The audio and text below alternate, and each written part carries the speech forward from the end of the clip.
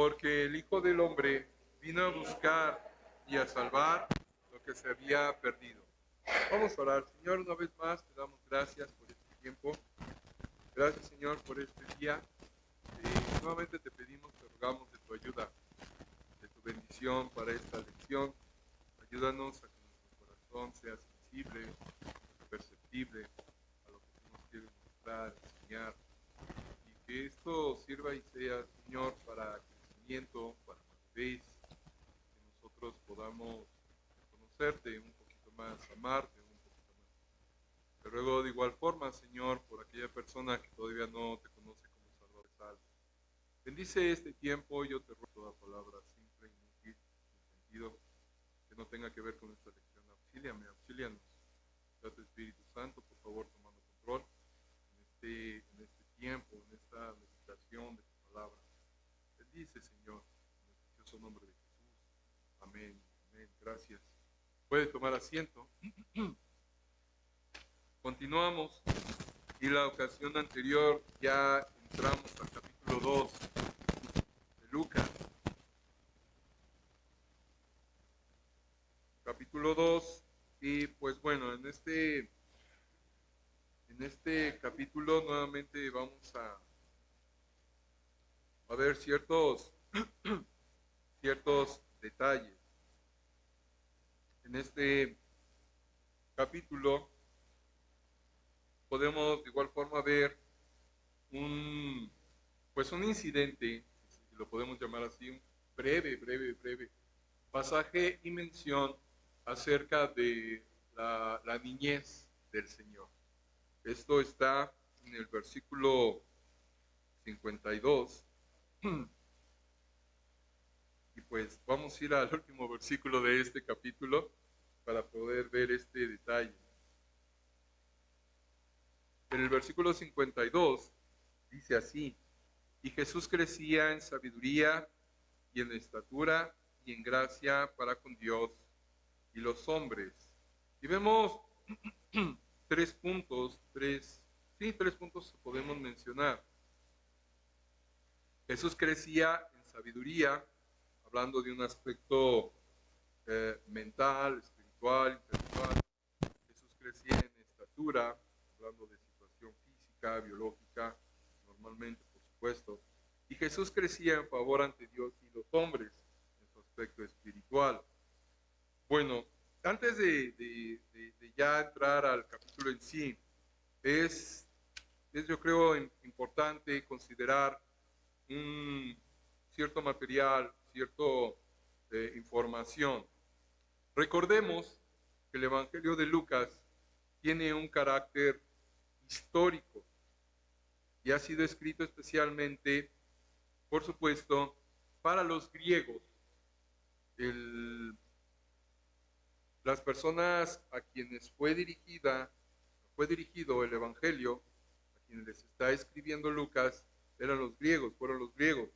Y de igual forma, las personas intelectuales, las personas con cierto querer saber de manera intelectual, de manera académica. Esto sin hacer en ningún instante a un lado que el propósito es un propósito espiritual, ¿sí? Un propósito espiritual. Y esto consiste en presentar claro al Hijo de Dios. Un personaje, un estudioso, afirmó de esta manera con respecto a esta situación. Las tres grandes naciones históricas tuvieron que contribuir, cada una de ellas en su manera propia y peculiar, a fin de preparar el suelo para la siembra del cristianismo. ¿Cuáles son estas tres? Bueno, los judíos por parte del elemento religioso, los griegos por parte de la ciencia y el arte, y los romanos como dueños del mundo, en ese entonces el Imperio Romano, como parte y por parte del elemento político. Y no está errado esta afirmación. ya que pues vemos la conjunción de estas tres culturas, de estas tres naciones. Añadimos a esto el hecho de que cada uno de los evangelios, Mateo, Marcos, Lucas, fue dirigido a un sector particular de la humanidad. Mateo fue escrito a los judíos, Marcos es escrito a los romanos y Lucas es escrito a los griegos. Entonces, con esto nosotros, pues nuevamente podemos ampliar todavía un poquitito más nuestra visión con respecto al aspecto histórico, académico, intelectual propiamente se ha dicho con respecto a Lucas. De igual forma, alguien escribió, los griegos se distinguen claramente de las otras naciones históricas por ciertas características notables. Y si usted se pone a estudiar un poquito de historia, se va a dar cuenta de esto cuando estudia la historia griega. Ellos eran, los griegos, en el mundo antiguo, los representantes de la razón y la humanidad. Ellos se veían a sí mismos como responsables de la misión de perfeccionar a los hombres. Así era dirigida su cultura y tenía ese propósito. Los griegos eran los cosmopolitas de esa época. Crearon sus dioses a la semejanza de los seres humanos, y si usted se asoma a la mitología griega puede darse cuenta de esto. Crearon sus dioses a la semejanza de los seres humanos, así como a su propia semejanza, y en consecuencia vincularon una mundanalidad y un descreimiento religioso total a la cultura humana.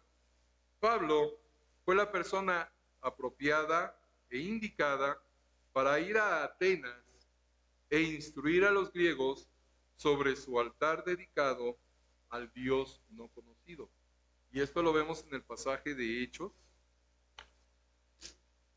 capítulo 17, cuando Pablo, pues en su ministerio, llega a Atenas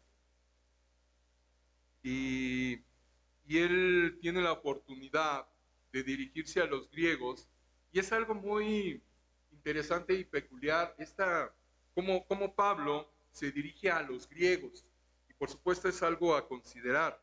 Normalmente, normalmente lo que Pablo hacía, siempre que llegaba a una localidad, era dirigirse a la sinagoga,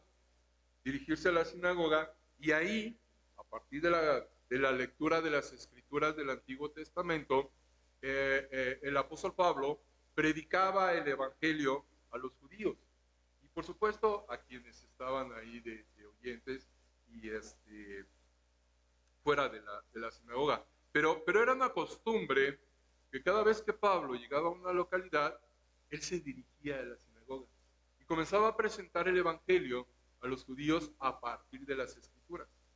En este discurso que vemos en este capítulo 17, que de hecho comienza en el versículo 22, donde dice, entonces Pablo, puesto en pie en medio del Areópago, dijo, y comienza su discurso. Aquí lo que está haciendo el apóstol Pablo, si nosotros nos damos cuenta, no utiliza las escrituras. Comenzamos a leer este precioso discurso y nos vamos a dar cuenta que él no cita las escrituras, porque se está dirigiendo a los griegos. Ellos, la particularidad de los griegos, como he estado mencionando, tenían la característica de buscar sabiduría hablando de asunto intelectual, conocimiento académico. Lo que utiliza aquí el apóstol Pablo es, por supuesto, precioso, porque el apóstol Pablo comienza su discurso, menciona el altar que tienen los atenienses, que tienen los griegos, en el versículo 23 donde dice, porque pasando y mirando vuestros santuarios, hallé también un altar en el cual estaba esta inscripción. Y él dice, al Dios no conocido. al que vosotros adoráis, pues, sin conocerle, es a quien yo os anuncio.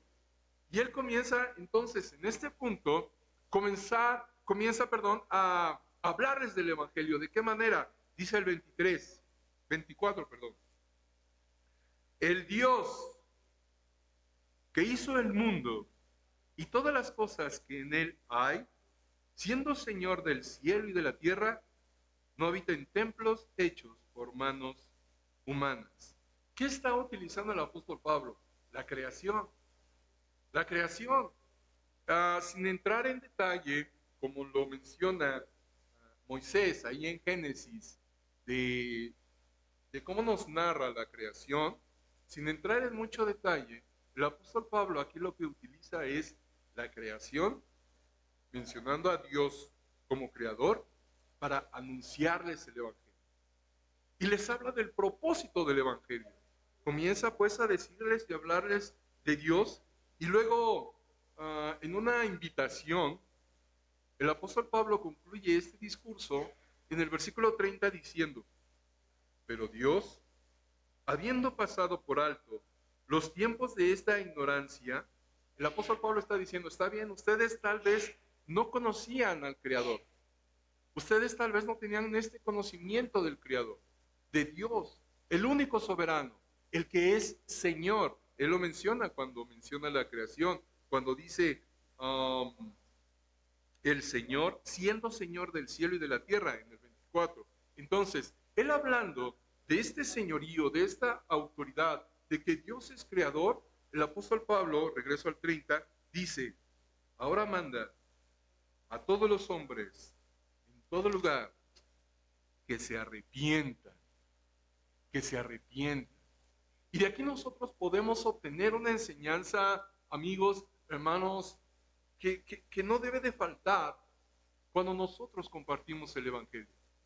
Nosotros compartimos el Evangelio y hablamos del amor de Dios porque Dios es amor, en donde ese amor lo expresa, lo muestra, en que dio a su Hijo, al Verbo encarnado, lo dice ahí en Juan 3:16, porque de tal manera amó Dios al mundo que ha dado a su Hijo unigénito, y ese amor lo muestra, lo expresa, pero el apóstol Pablo, no pero, más, también el apóstol Pablo menciona la necesidad del arrepentimiento.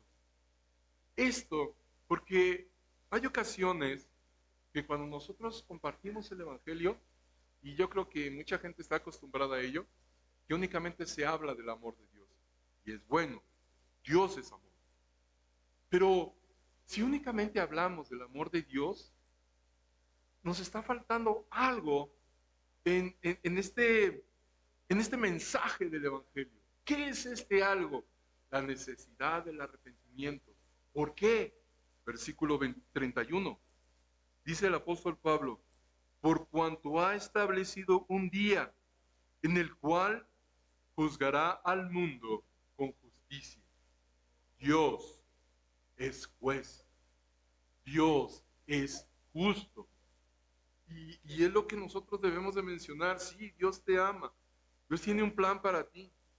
Dios ha expresado gran amor y muestra su amor en el cuidado que tiene para cada una de las personas que habitan este planeta. Mas Dios también ha establecido un día en el cual Él se va a presentar como lo que Él también es, juez, y Él va a juzgar con justicia. Y cuando juzgue con justicia, todos, por supuesto, todos somos y vamos a ser hallados culpables. De ahí la necesidad de que nosotros debemos y tenemos que arrepentirnos y creer y aceptar esa provisión que Dios ya nos ha dado a Cristo, el Señor.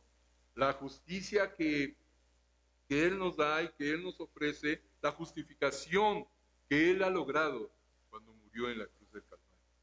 Gracias a Dios, cuando Él murió en la cruz del Calvario, cuando Él fue muerto ahí, derramando su sangre, Él fue el sacrificio, es el sacrificio perfecto, suficiente y vasto para nosotros poder ser perdonados y reconciliarnos con Dios a través de Jesús.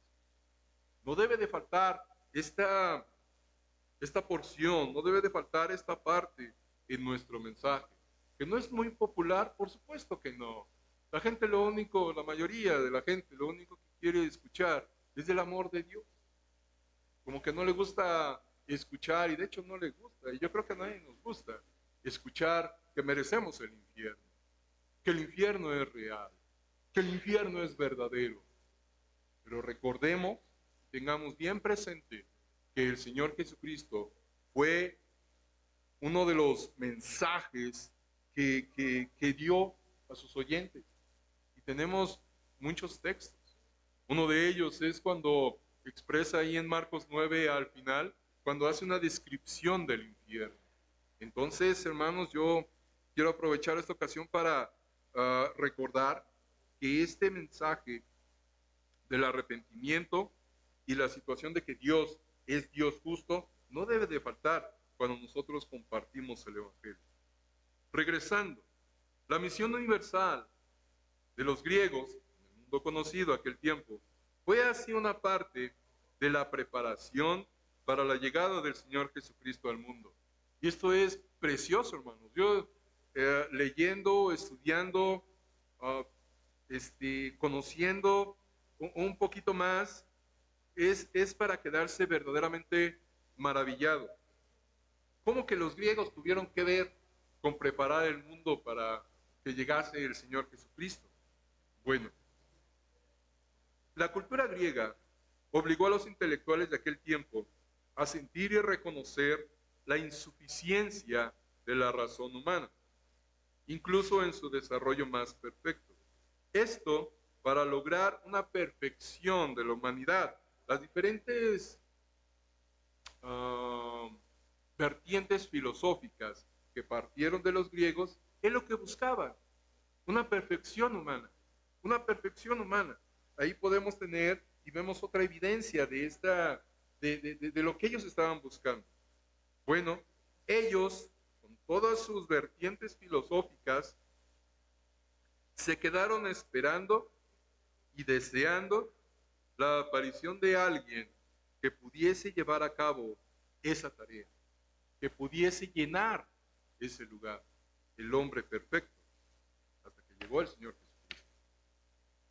¿Cómo también la cultura griega preparó el terreno para la llegada del Señor? Bueno, pues el idioma griego se convirtió en un vehículo para difundir la palabra de Dios. Nada más recordemos en qué idioma se escribió el Antiguo Testamento, el Nuevo Testamento. Griego. El Evangelio fue comunicado al mundo en ese idioma. Y Dios utilizó a un personaje histórico para poder hacer esto posible. Y este personaje histórico, si nosotros vemos, nos asomamos a la historia, fue Alejandro Magno. ¿Por qué? Bueno, Alejandro Magno, en su intención, en su plan de helenizar y expandir la nación griega, la cultura griega, en aquel mundo conocido y todavía desconocido en su tiempo, lo que hizo fue que unió el este y el oeste repentinamente. Pueblos que estaban separados se unieron bajo un gobierno común, el griego. Se edificaron nuevas ciudades como centros de vida política, mientras Alejandro Magno iba avanzando en su extensión de la nación griega. Él iba dejando ciudades con cargos, con jefes de griegos que se comenzaron a juntar con las culturas que él iba conquistando, hablando del imperio persa. Se abrieron nuevas líneas de comunicación como canales de actividades comerciales. Y esta nueva cultura penetró hasta esos lugares. Los ríos Tigris y Éufrates, si usted se asoma un poquito a la geografía, el Tigris y el Éufrates se convirtieron, si se puede decir así, en ríos griegos. porque hasta ahí y más allá llegaron los griegos bajo el liderazgo de Alejandro. El idioma de Atenas, el griego, fue escuchado entonces hasta Babilonia y más allá. Y una Babilonia griega fue edificada en Egipto por el conquistador y lleva su nombre, que fue la ciudad de Alejandría. Entonces fue Alejandro Magno en esta extensión del imperio griego que estuvo preparando la llegada del Señor. ¿De qué manera? Porque esa extensión de imperio de los griegos, cuando Alejandro Magno muere y es repartido entre sus principales generales, vienen situaciones históricas, guerras y demás, y llegan los romanos. Y es que toman toda esa extensión que ya estaba dominada por los griegos. Se asienta el imperio romano y llega el Señor. Entonces, hermanos, no sé si compartan esta maravilla que el Señor prepara todo. El Señor prepara todo. Vamos a leer versículos 1 y 2, agradezco su paciencia. Leyendo versículos 1 y 2 del capítulo 2, entramos a la escritura y dice así. Aconteció en aquellos días que se promulgó un edicto de parte de Augusto César que todo el mundo fuese empadronado. Este primer censo se hizo siendo Cirenio gobernador de Siria. Bueno, cuando leemos aquí la frase que todo el mundo fuese empadronado, no exactamente se requiere literalmente a todos los países del mundo, no por supuesto, sino que el término griego para la palabra mundo hacía referencia e hizo referencia a toda tierra habitada dentro del Imperio Romano, a toda tierra habitada dentro del Imperio Romano. Yo estoy seguro que al emperador en aquel tiempo le hubiera gustado que las tribus salvajes del norte de Europa también fueran incluidas en ese censo, pues eso representaba para él más dinero. Fue así. Pero bueno, se refería entonces a toda tierra habitada dentro del Imperio Romano. ¿Quién era Augusto César? Que fue quien hizo este edicto, quien fue que promulgó este censo. Bueno, Augusto César fue el hijo adoptivo de Julio César. Realmente su nombre era Octavio y adoptó el nombre de César, pues, por su papá adoptivo, Julio. Augusto no propiamente era un nombre, sino un título. Y el hecho de que Lucas mencionase a Augusto César, por supuesto, no es un accidente. Este hombre firmó una ley de impuestos que afectó a todo el mundo de aquella época. Él necesitaba dinero, claro, para formar un ejército que controlase su vasto imperio y para poder llevar a cabo pues su vida de lujo y su vida ostentosa. Entonces, esta referencia histórica de Lucas con respecto a este censo, de igual forma a nosotros debe de darnos la seguridad y la certeza de que lo que dicen las escrituras, por supuesto, es ciertísimo. No nada más cierto, ciertísimo. Versículo 3. E iban todos para ser empadronados, cada uno a su ciudad. Y José subió de Galilea, de la ciudad de Nazaret, a Judea, a la ciudad de David, que se llama Belén, por cuanto era de la casa y familia de David, para ser empadronado con María su mujer, desposada con él, la cual estaba encinta. Y aconteció que estando ellos allí, se cumplieron los días de su alumbramiento, y dio a luz a su hijo primogénito, y lo envolvió en pañales, y lo acostó en un pesebre, porque no había lugar para ellos en el mesón. Y nuevamente recordamos aquí la historia de Navidad. Aquí tenemos algo de igual manera precioso, hermanos. Resulta que cuando es promulgado este edicto por parte del emperador, José y María va a la ciudad de Belén. ¿Por qué? Porque José era descendiente de David y de igual forma María era descendiente de David, bajo diferentes líneas, pero ambos eran descendientes de David. Es por eso que José sube a Belén para hacer este empadronamiento. Y es ahí cuando pues María entra en parto y da a luz al Señor. Y de igual manera, con el alumbramiento del Señor, siendo José su papá aquí en la tierra, siendo María con quien fue, en donde fue concebido, se cumplen las promesas por parte de Dios que en su momento Dios hizo a David. Cuando a David le es dado el trono, una de las promesas que le dio el Señor, que le hizo el Señor, fue de que nunca faltará quien se sentase en el trono de su descendencia. Este se le entiende como el pacto davídico, el pacto de David, para con David. Y sucede que tiene su promesa y su cumplimiento de esta promesa en el nacimiento del Señor, porque el Señor es quien se sienta, quien está sentado en el trono para siempre. Y Él es descendiente de David. Entonces, esto de igual manera es precioso. Tenemos esto, hermanos. José sale de Galilea junto con su mujer, se dirige a Belén porque eran descendientes de David, y ahí se cumplen muchísimas promesas. Podemos entonces darnos cuenta que Augusto César fue un instrumento en las manos de Dios para cumplir las promesas y las profecías de Dios.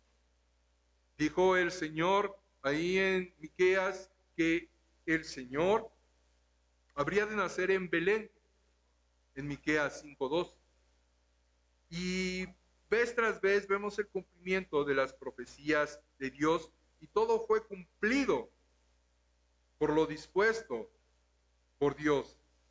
Si alguien hubiese tratado de disuadir al César de su proyecto o de limitar sus efectos para evitar que las mujeres embarazadas tuviesen que viajar, por supuesto que el César hubiera insistido en la validez de dicha ley, pensando él en los beneficios económicos que iba a obtener por este censo.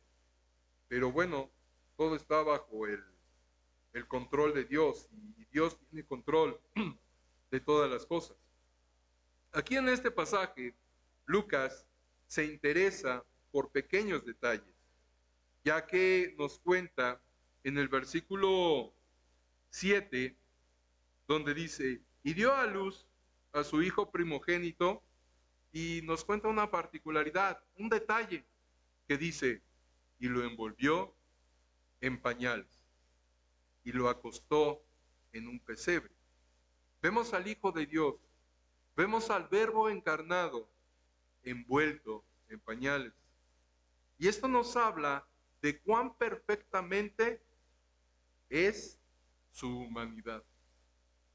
Por supuesto, Él fue manifestado en un cuerpo físico. Él es el Verbo encarnado. En el versículo 8 dice así, había pastores en la misma región que velaban y guardaban las vigilias de la noche sobre su rebaño. Mucha gente se pregunta cuándo nació Jesús. Y bueno, de manera tradicional y cultural, pues lo celebramos la noche del 24 de diciembre, ¿verdad? Sin embargo, pues ya viendo y tomando en cuenta los tiempos, tomando en cuenta cuando le fue anunciado, esta también es una referencia, cuando le es anunciado a Zacarías que habría de tener un bebé, y tomando en cuenta las suertes de los sacerdotes al ministrar, y tomando en cuenta también el calendario judío, podemos nosotros ir viendo y sacando fechas aproximadas con respecto al nacimiento del Señor. Y bueno, eso ya es tema para otra lección, pero muy difícilmente pudo haber sido en el invierno. Lo importante es que el Señor nació. Los pastores estaban ahí esa noche cuidando sus ovejas. La Biblia pues no menciona la fecha exacta. Lo importante es el hecho de que nació. Y este hecho de que el Señor nació no le es anunciado a los reyes, no le es anunciado a las personas prominentes de aquel tiempo, sino que este anuncio es dirigido a los pastores de aquella región. Dice el versículo 9, y he aquí, se les presentó un ángel del Señor, y la gloria del Señor los rodeó de resplandor, y tuvieron gran temor. Pero el ángel les dijo, no temáis, porque he aquí os doy nuevas de gran gozo, que será para todo el pueblo, que os ha nacido hoy en la ciudad de David un Salvador, que es Cristo el Señor. Y este anuncio, hermanos, pues forma parte de toda esta situación, de todos los pasajes que hemos visto, de todo lo que alrededor sucedió, de lo que menciona la palabra de Dios, para llegar a este precioso cumplimiento de la venida del Señor. De la venida del Señor. Nació Cristo, nació Jesús, y le es anunciado a los pastores.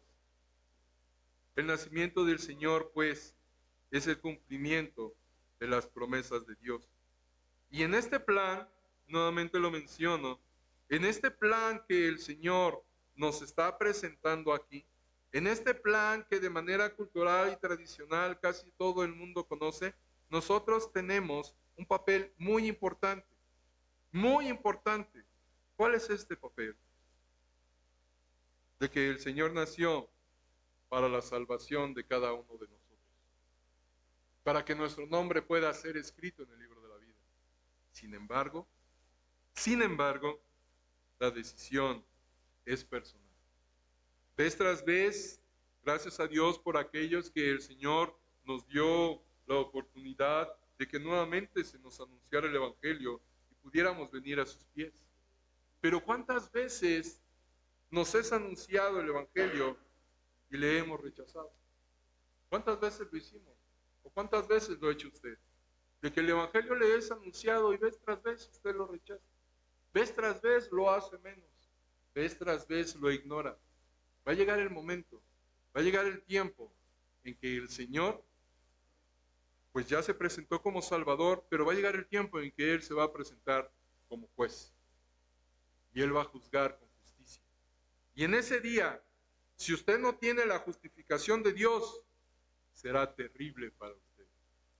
Será terrible, porque a consecuencia de nuestra maldad, a consecuencia de su maldad, será lanzado al infierno. Asegúrese de su salvación. Asegúrese de que el propósito de Dios al enviar a su Hijo Jesucristo es cumplido en usted. ¿Cómo? Teniendo la promesa de la vida eterna. Que Dios le bendiga. Vamos a concluir aquí. Señor Dios, gracias por este tiempo. Agradezco, Señor, la paciencia de cada oyente. Que, Señor, tú utilices tu palabra y esta lección para apreciar todavía más lo que tú nos otorgas, lo que tú nos das. Que podamos ser movidos, Señor, a mostrarte la gratitud por el gran amor que nos profesas. Y ser movidos, Señor, a tener temor de ti, porque ciertamente eres juez justo. Bendice, Señor, este tiempo. Gracias por la paciencia de cada oyente. Y, Señor, bendice el tiempo que sigue. Gracias por todo lo que nos das. En Cristo Jesús.